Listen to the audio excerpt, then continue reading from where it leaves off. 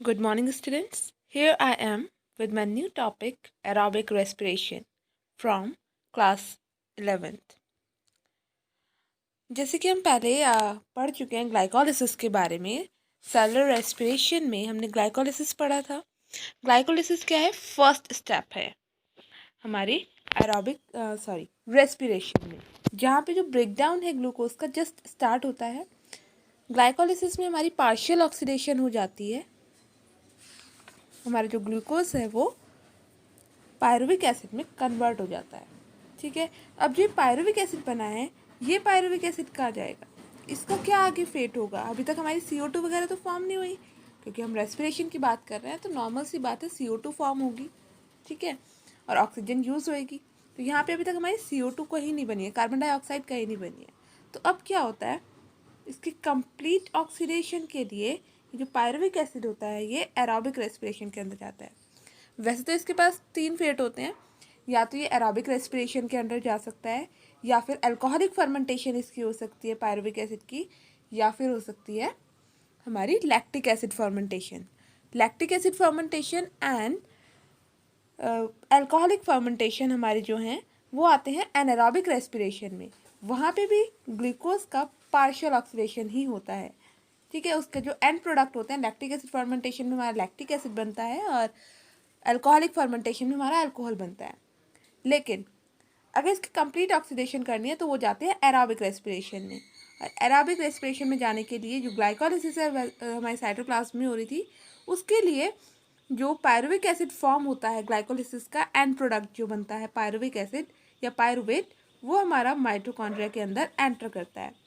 Mitochondria के अंदर enter करने के बाद वो जाता है हमारा क्रेब्स साइकिल में या TCA साइकिल में, ट्राई कार्बोक्सिलिक एसिड साइकिल या फिर citric acid cycle.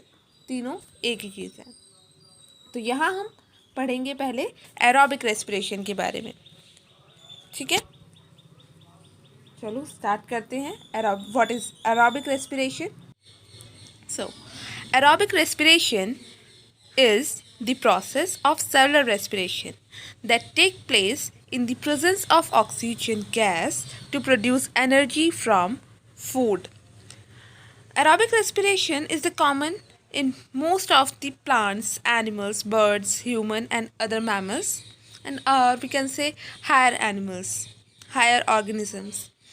In this process, water and carbon dioxide are produced as the end product, and high amount of energy is produced. So come to the next slide. This is the flow chart of cellular respiration as we discussed earlier.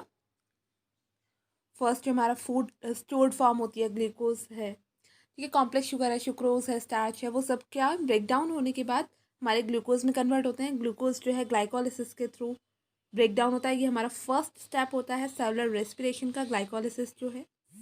After glycolysis the end product of glycolysis that is pyruvic acid और pyruvate entered in the second step, which is whether aerobic or anaerobic respiration, anaerobic और aerobic respiration, या फिर हम पढ़ेंगे सिर्फ aerobic respiration. इसको हम oxidative respiration भी बोल सकते हैं, या फिर respiration in the presence of oxygen. ठीक है, तो हम स्टार्ट करते हैं हमारे एरोबिक रेस्पिरेशन से। As we discussed earlier, the complete oxidation of glucose and energy extraction synthesize ATP, ये सिर्फ हमारा एरोबिक रेस्पिरेशन में ही होता है। ठीक है, तो एरोबिक रेस्पिरेशन की कैरेक्टरिस्टिक है, उसमें जो ग्लूकोज है उसका कंप्लीट ऑक्सीडेशन हो जाता है और हमारी जो एनर्जी है वो प्रोड्यूस हो जाती है। सेकेंड पॉइंट है कॉमन इन हायर ऑर्गेनिज्म। ये भी चीज़ हम पहले ही पढ़ चुके हैं कि सभी हायर ऑर्गेनिज्म में एरोबिक रेस्पिरेशन ही होती है, और इट रिक्वायर्स ऑक्सीजन, क्योंकि एरोबिक रेस्पिरेशन है तो ऑक्सीजन की प्रेजेंस रिक्वायर्ड है।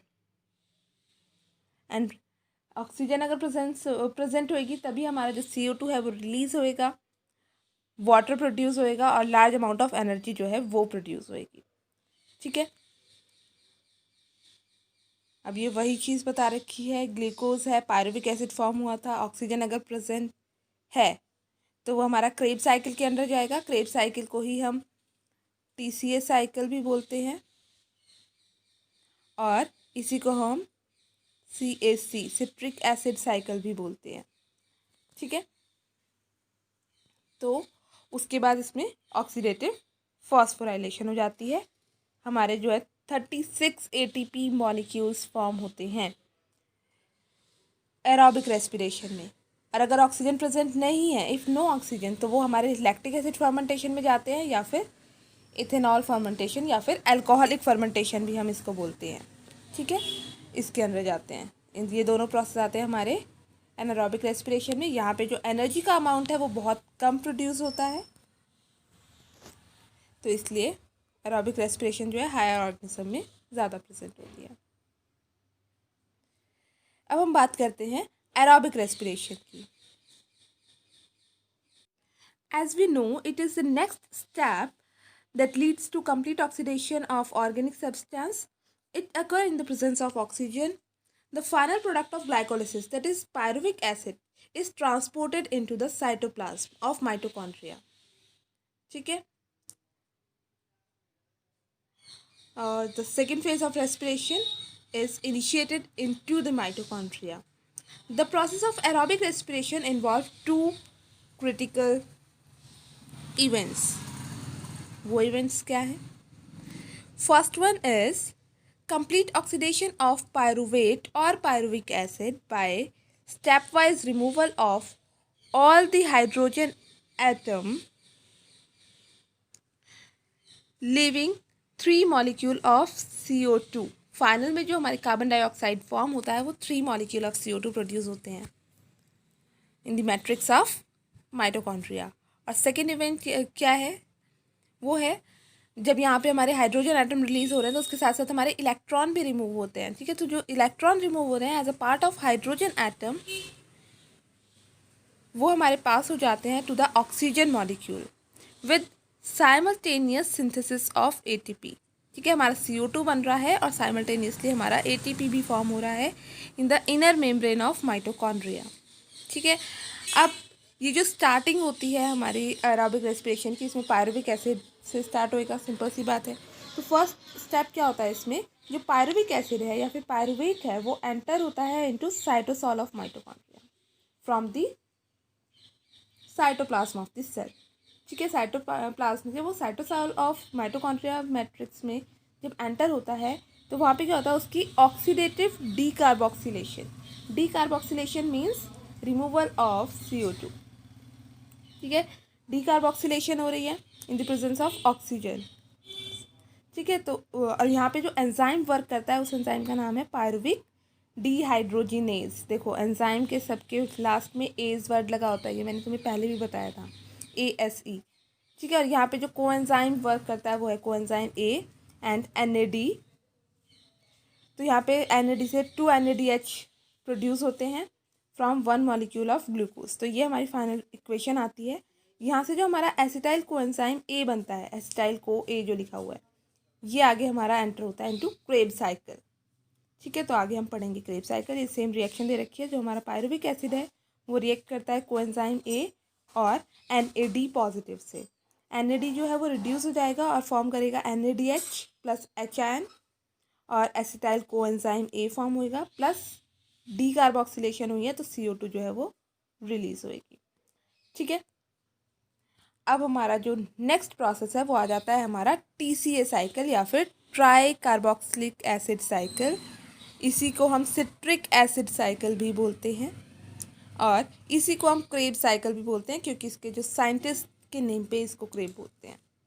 ठीक है, जिस साइंटिस्ट ने इस क्रेब साइकिल को डिस्कवर किया था उनका नेम था hence Kreb. That's why this cycle also known as Kreb cycle. The Krebs cycle take place over 8 different steps. यहाँ पे 8 steps होते हैं इस पूरे साइकिल को कंप्लीट करने के लिए। अब हमारा देखिए पायरुविक एसिड से या पायरुवेट से एसिटाइल कोएंजाइम A तो बन गया था।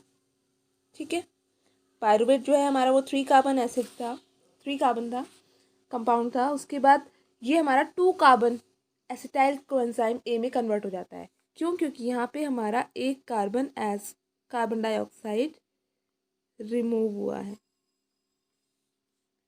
ठीक है, तो हमारे 2 कार्बन बचे। अब ये जो 2 कार्बन एसिड है वो आगे 6 कार्बन, 5 कार्बन, 4 कार्बन में कन्वर्ट होते होते आगे हमारा कन्वर्ट होता है। 6 कार्बन में कैसे कन्वर्ट हो रहा है वो सारी चीज़ें हम पढ़ेंगे स्टेप्स में। आगे हम देख लेते हैं थोड़ा। ये हम नेक्स्ट डायग्राम में देखते हैं, थोड़ा डिटेल में दिखेगा। यहाँ पे हमने जैसे बोला कि 8 डिफरेंट स्टेप होते हैं। तो फर्स्ट स्टेप में क्या होता है, हमारा एसिटाइल कोएंजाइम ए तो बन गया था। अब ये एसिटाइल कोएंजाइम ए ज्वाइन होता है विद ऑक्सैलो एसिटिक एसिड। ये जो है हमारा 4 कार्बन एसिड है, ऑर्गेनिक एसिड है, ऑक्सैलो एसिटिक एसिड या फिर OAA। इसके साथ हमारा जो है ज्वाइन होता है और फॉर्म करता है 6 कार्बन मॉलिक्यूल जिसका नाम है सिट्रेट। ठीक है, अभी जो सिट्रेट है, सिट्रेट फॉर्म करने के लिए कोई ना कोई एंजाइम वर्क करेगा। उस एंजाइम का क्या नेम है? Citrate synthase. एज वर्ड लग गया तो एंजाइम है। सिंथेसिस का मतलब होता है किसी भी चीज़ को बनाना। ठीक है, तो सिंथेज तो कोई भी चीज़ बना रहा है। अब सिट्रेट सिंथेज मतलब सिट्रेट को बनाने वाला जो एंजाइम। ठीक है, तो एसिटाइल कोएंजाइम ए हमारा ज्वाइन करता है with oxalo acetic acid and form करता है 6 कार्बन सिट्रेट। अब सेकंड स्टेप में क्या होता है, ये जो सिट्रेट है वो आइसोमराइज हो जाता है या फिर कन्वर्ट हो जाता है इनटू आइसोसिट्रेट। अब इसको आइसोमराइज कराने के लिए, इसके आइसोमेरिक फॉर्म है, इसको कन्वर्ट कराने के लिए जो यहाँ पे वर्क करता है एंजाइम, उसका नाम है एकोनिटेज। आपकी एनसीईआरटी की बुक में इतना डिटेल में नहीं दे रखा है, आपको अगर याद हो जाता है तो अच्छा है, अदरवाइज आप ये वाला सिंपल वाला डायग्राम भी लर्न कर सकते हैं। ठीक है, उसमें कोई प्रॉब्लम नहीं है। अभी हम इससे समझेंगे, थोड़ा डिटेल में समझेंगे तो हमें थोड़ा कम याद रहेगा, इसलिए हम थोड़ा अच्छे से समझते हैं। ठीक है, यहाँ पे सिट्रेट से आइसोसिट्रेट फॉर्म होने के लिए जो एंजाइम वर्क करता है उसका क्या नेम है? एकोनिटेज। अब क्या होता है, ये आइसोसिट्रेट तो फॉर्म हो गया। अब आइसोसिट्रेट ऑक्सीडाइज हो जाता है इनटू अल्फा कीटो ग्लूट्रेट। ठीक है, अल्फा कीटो ग्लूट्रेट बन जाता है। ये क्या है? 5 कार्बन मॉलिक्यूल है।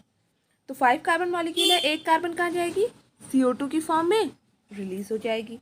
ठीक है, जब हमारा आइसोसिट्रेट से, सॉरी ये वाली कार्बन नहीं, जब हमारा आइसोसिट्रेट से अल्फा कीटो ग्लूट्रेट बनता है, ठीक है, तो क्या होता है? ऑक्सीडेशन हो जाती है उसकी और एक CO2 हमारा रिमूव हो जाता है।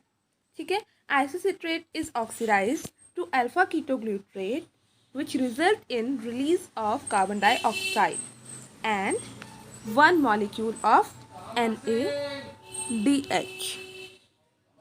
ठीक है, अब इस पूरे प्रोसेस में जो एंजाइम वर्क करता है उस एंजाइम का क्या नेम है?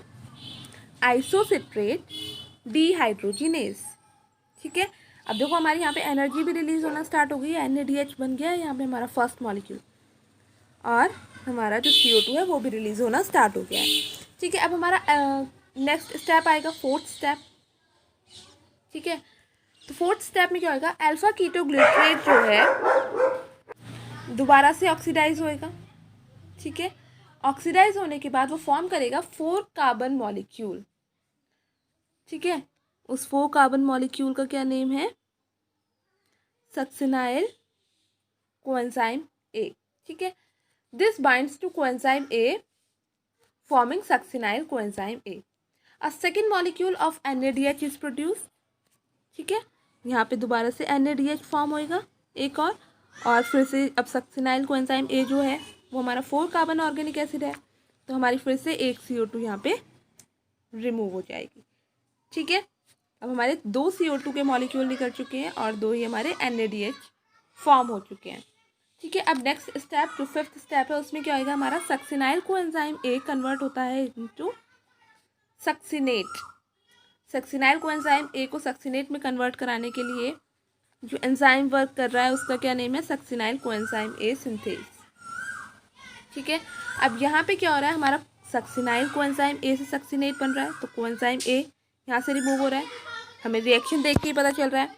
तो हमारा कोएंजाइम ए रिमूव होएगा plus 1 molecule of GTP form होगा। जीटीपी भी एक एनर्जी मॉलिक्यूल है, जैसे एटीपी एनर्जी मॉलिक्यूल होता है एडेनोसिन ट्राइफॉस्फेट, वैसे ही जीटीपी भी एक एनर्जी मॉलिक्यूल है गुआनोसिन ट्राइफॉस्फेट। ठीक है, अब सक्सिनेट बन गया हमारा। अब हमारा नेक्स्ट स्टेप आएगा, कौन सा स्टेप है वो, 6th स्टेप। उसमें क्या होता है, जो सक्सिनेट है वो कन्वर्ट हो जाता है इनटू फ्यूमरेट में। ये भी 4 कार्बन था, ठीक है, और फ्यूमरेट भी 4 कार्बन ही है, बस कन्वर्ट हो रहा है ये। ठीक है, इस कन्वर्जन के टाइम पे हमारे फिर से एनर्जी रिलीज होती है in the form of FADH2। ठीक है, जैसे मैंने आपको ग्लाइकोलिसिस में बताया था कि NADH जो है हमारा चैक होता है, उसको हमें एनर्जी कैश में कन्वर्ट करना पड़ता है, मतलब ATP में कन्वर्ट करना पड़ता है। वैसे ही FADH2 भी हमारा एक तरह से चेक है, इसे भी हमें एनर्जी में कन्वर्ट करना पड़ता है, कैश में कन्वर्ट करना पड़ता है। ठीक है, अब ये फ्यूमरेट बन गया।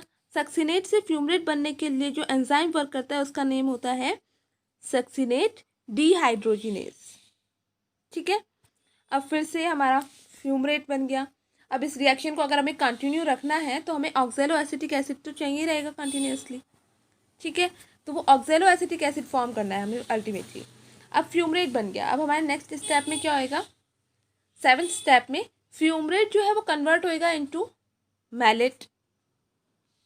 ठीक है, तो यहाँ पे जो एंजाइम वर्क करेगा उसका नाम आएगा फ्यूमरेट। अब ये जो मैलेट है फाइनली कन्वर्ट हो जाएगा इनटू ऑक्सैलो एसिटिक एसिड। अब ये ऑक्सैलो एसिटिक एसिड में जब कन्वर्ट होएगा तो वहाँ पे हमारी फिर से डिहाइड्रोजिनेज एंजाइम वर्क करेगा। तो जो यहाँ से हाइड्रोजन रिमूव हो रही है वो हाइड्रोजन कहाँ जाएगी, NAD के साथ जाके ऐड हो जाएगी, NAD को रिड्यूस कर देगी इनटू NADH। दोबारा से यहाँ पे एनर्जी फॉर्म हो गई है। ठीक है, और हमारा ऑक्सैलो एसिटिक एसिड भी फॉर्म हो गया। अब ये हमारे लिए दोबारा से अवेलेबल हो गया second molecule of acetyl coenzyme A के लिए। ठीक है, तो इस तरह से ही हमारा टोटल 8 स्टेप प्रोसेस है जो कि कंटिन्यूसली चलता रहता है। ठीक है, first step, second step, third step, fourth step, 5th, 6th, 7th and 8th step. Is it clear? I hope आपको समझ में आ गया होगा। अदरवाइज ये अगर आपको पूरा लर्न हो जाता है तो बहुत अच्छी बात है, आपको आगे तक काम देगा। अदरवाइज आप ये सिंपल सा डायग्राम तो लर्न कर ही सकते हैं। ठीक है, यहाँ पे इन्होंने सारे स्टेप नहीं दे रखे, डायरेक्टली अल्फा कीटोग्लूटारिक एसिड से हमारा सक्सिनिक एसिड या फिर सक्सिनेट दिखा रखा है, उससे मैलिक एसिड और या फिर मैलेट और फिर ऑक्सैलिक एसिड। ठीक है, तो यहाँ इन्होंने फ्यूमरेट वगैरह नहीं दिखा रखे हैं, सक्सिनाइल कोएंजाइम A नहीं दिखा रखा। बाय प्रोडक्ट तो हमारे सारे वही बन रहे हैं ना, तो वो चीज़ हमें लर्न रखनी है। ठीक है, अब ये हमारा सेम आगे नेक्स्ट स्लाइड में हमें वही स्टेप्स बता रखे हैं ड्यूरिंग, यहाँ पे सक्सिनाइल कोएंजाइम A वगैरह का बता रखे हैं। यहाँ से देखते हैं अब जो क्रेब साइकिल है, अगर हम उसमें सिर्फ क्रेब साइकिल में देखें कितना है Krebs cycle, acetyl coenzyme A से जो चल रहा है यहाँ से जो है ये है हमारा क्रेब साइकिल, उससे ऊपर वाला क्रेब साइकिल के अंदर नहीं आता, जो पायरुवेट से एसिटाइल कोएंजाइम A बना है। ठीक है, तो हम बात कर रहे हैं सिर्फ क्रेब साइकिल की। क्रेब साइकिल में क्या है, 2 मॉलिक्यूल ऑफ CO2 रिलीज हो रहे हैं, प्लस 3 NADH2 बन रहे हैं, 1 FADH2 बन रहा है और 1 GTP बन रहा है। लेकिन अगर हम बात करें पायरुविक एसिड से, ठीक है, पायरुविक एसिड से जब ऑक्सीडेशन हो रही है कंप्लीट, तो वहाँ से एक स्टेप वो भी तो आ जाता है हमारा पायरुविक एसिड से जब हमारा एसिटाइल कोएंजाइम A बनता है, ये वाला भी तो एक स्टेप आ जाता है। तो यहाँ पे भी हमारा एक CO2 रिलीज होता है और एक NADH2 फॉर्म होता है। ठीक है, तो वही यहाँ इस रिएक्शन में बता रखा है, पायरुविक एसिड प्लस 4 NAD, ये ऑक्सीडाइज फॉर्म है इसकी, 1 FAD positive plus H2O plus ADP plus phosphorus, inorganic phosphorus. ठीक है, माइटोकॉन्ड्रियल मैट्रिक्स में जाते हैं, वहाँ पे क्या होता है, हमारे 3 CO2 मॉलिक्यूल फॉर्म होते हैं। ठीक है, 4 NADH2 फॉर्म होते हैं, 4 NADH प्लस 4H, या फिर हम इसको 4 NADH2 भी बोल देते हैं, प्लस 1 FADH2 फॉर्म होता है, प्लस 1 ATP फॉर्म होता है। ठीक है, अभी जो ATP है वो साइमल्टेनियसली कन्वर्ट हो जाता है इनटू, सॉरी, ये जो GTP फॉर्म होता है, ये GTP साइमल्टेनियसली कन्वर्ट होता रहता है इनटू ATP में। ठीक है, तो इसलिए यहाँ पे डायरेक्टली ATP लिख दिया है। During the whole process of the oxidation of glucose produce, क्या क्या प्रोड्यूस कर रहा है, 10 molecule of NADH2, 2 molecule of FADH2, 2 molecule of GTP और ATP। ठीक है, कैसे, अब यहाँ पे इन्होंने, अगर हम बात करें स्टार्टिंग से जब ग्लाइकोलिसिस स्टार्ट हुई थी, तो 1 मॉलिक्यूल ऑफ ग्लूकोज प्रोड्यूस करता है हमारे 2 मॉलिक्यूल ऑफ पायरुवेट। ठीक है, अब वो जो पायरुवेट है which in turn produce 2 molecule of acetyl coenzyme A. ठीक है, 2 पायरुवेट है तो 2 molecule of acetyl coenzyme A बनेंगे। तो आगे जो क्रेब साइकिल है वो 2 क्रेब साइकिल एक साथ चलेंगे, तो इन सब का डबल अमाउंट प्रोड्यूस होता है, इसलिए यहाँ पे 10 लिखा हुआ है। ठीक है, ग्लाइकोलिसिस से स्टार्ट किया हुआ है इन्होंने। ग्लाइकोलिसिस में भी तो NADH2 वगैरह फॉर्म हुए हैं, तो वहाँ से इन्होंने कैलकुलेट किया है। अब अगर हम बात करें NADH2 की, तो ये जो एक NADH2 होता है 1 NADH, वो इक्वल टू होता है हमारे 3 ATP के। ठीक है, और 1 FADH2 ये इक्वल टू होता है हमारे 2 ATP के। ठीक है, तो हमारा एक NADH2 कन्वर्ट होता है 3 ATP मॉलिक्यूल में और एक FADH2 कन्वर्ट होता है 2 ATP मॉलिक्यूल में। इस तरह से अगर हम कैलकुलेट करते हैं तो हमारा जो फाइनल एनर्जी प्रोड्यूस होता है वो आता है हमारा 36 ATP। बनते तो हमारे 38 ATP हैं, लेकिन 2 ATP मॉलिक्यूल जो है हमारे ग्लाइकोलिसिस के टाइम पे यूज़ हो जाते हैं प्रिपरेटरी फेज में। ठीक है, तो वहाँ से अगर हम माइनस कर दें 38 माइनस 2 ATP, तो हमारे टोटल जो ATP बचते हैं वो हमारे 36 ATP बचते हैं। ठीक है, तो हमारी जो फाइनल एनर्जी प्रोड्यूस होती है वो होती है हमारी 36 ATP। So this is all about aerobic respiration. I hope आपको समझ आया होगा। अगर आपको कोई प्रॉब्लम है तो आप मुझसे पूछ सकते हैं। अगर आपको ये वीडियो अच्छी लग रही है तो आप प्लीज़ हमारे चैनल को लाइक कीजिए, सब्सक्राइब कीजिए। Thank you.